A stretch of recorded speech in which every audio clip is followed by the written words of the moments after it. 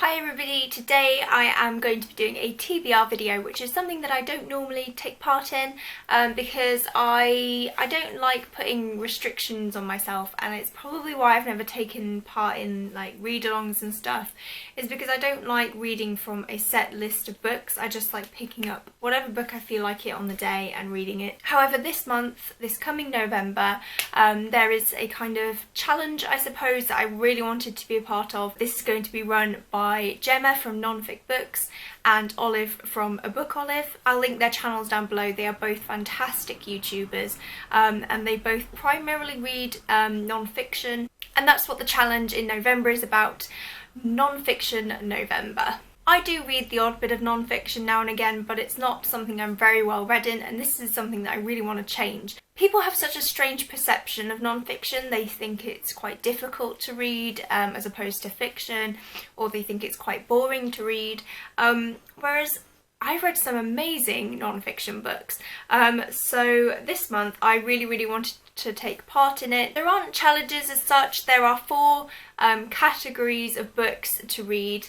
One being biography or a memoir, the second a science book or a nature book, then there's a culture and society book, and finally a history book. So essentially 4 non-fiction books, but you don't have to read 4 non-fiction books. It can just be 1 if you don't normally read much non-fiction. If you read 2 non-fiction books a month, then try and read 3. It's that kind of challenge, and that's the kind of challenge I like. Low pressure, not having to worry about, oh god, I haven't read very much this month. So I have chosen a selection of books here to show you. I've chosen 4 actually. Not all of them coincide with the categories. For instance, there is no real culture and society one. I don't think anyway. I mean, one of them I don't really know what you'd class it as. Anyway, I'm just going to get straight into them. So the first book I chose for the biography / memoir challenge was a book that I recently went to an event of, and it is In Order to Live by Yeon-mi Park. I've already started reading this, but I read about the first chapter, so I'm holding off now until November. I'm really looking forward to delving into this. It was wonderful to go to the event at Penguin on Monday, I think. Yeah, it was last Monday. Me and my friend went. We met a lot of YouTubers, which was absolutely lovely.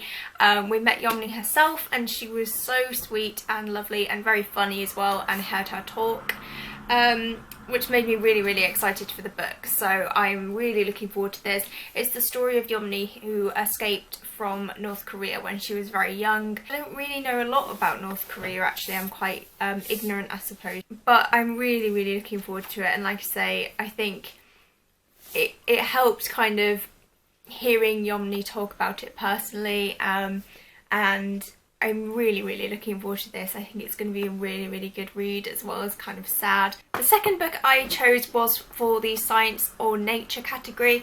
I don't actually have it here because I ordered it online and it's not arrived yet, basically. But it is called An Astronaut's Guide to Life on Earth, and I can't remember who it's by. I've written down the title on my little notepad, but I haven't written down who it's by. I want to say Chris somebody, but that's probably 100% wrong. I'm very into space at the moment. After reading The Martian and seeing The Martian, I'm just loving everything space. I'm picking up all these kind of science fiction books to read and all these sci-fi films and things. So I'm really gonna look forward to this one. It is essentially what it says in the title. An astronaut tells details about going into space, his experiences in space, his experience training in space, and lots of interesting things about space, basically. I didn't actually used to like space at all. I still kind of don't.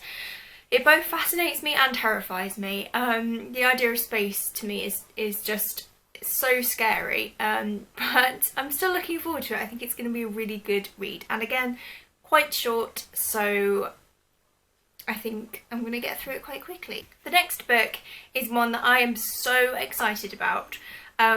I don't actually know how I came across it. I just stumbled upon it, I think, just while I was online, and it sounds like so me. And it's called Smoke Gets in Your Eyes and Other Lessons from the Crematorium by Caitlin Doughty. And this is a book written by Caitlin Doughty, and it tells her experiences as a mortician. She started in the kind of undertaking business when she was 23, I believe, as an apprentice, shaving the dead people and kind of making them up and things like that, sweeping ashes from the cremation machines, learning to deal with mourning families. It's essentially a kind of behind the scenes look at the funeral process, the dead and the living as well. She has to deal with the you know, the families of the dead as well. It's kind of her account of life as a mortician, and I think it's supposed to be quite funny. I think it's supposed to be quite sad in places, and I'm quite morbid. I love stuff like that. It would be my dream to be like a forensic scientist or an undertaker or something like that. I think that would be the best job. So I'm really looking forward to this, and I think this is going to be the first one I read in November actually, because I'm just that excited about it. And the final book I chose for non-fic November was in the category of history, and I chose The Hollow Crown by Dan Jones. This book goes into detail about the War of Roses as well as the rise of the Tudors. Very interesting period in history. I really love reading about the Tudors.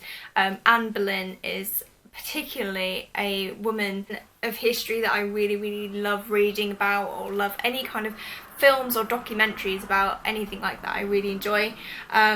This one I think is going to be really good. I actually flicked through it and it reads, it kind of reads like fiction, which is why I think it's going to be quite an easy read. History books, I've never really delved into history non-fiction before. I have done the odd one, but I think this is going to be really good because it does read like fiction, so I think it's going to be quite, for all it has a lot of facts in it, I think it's going to be quite enjoyable, written more like entertainment rather than fact.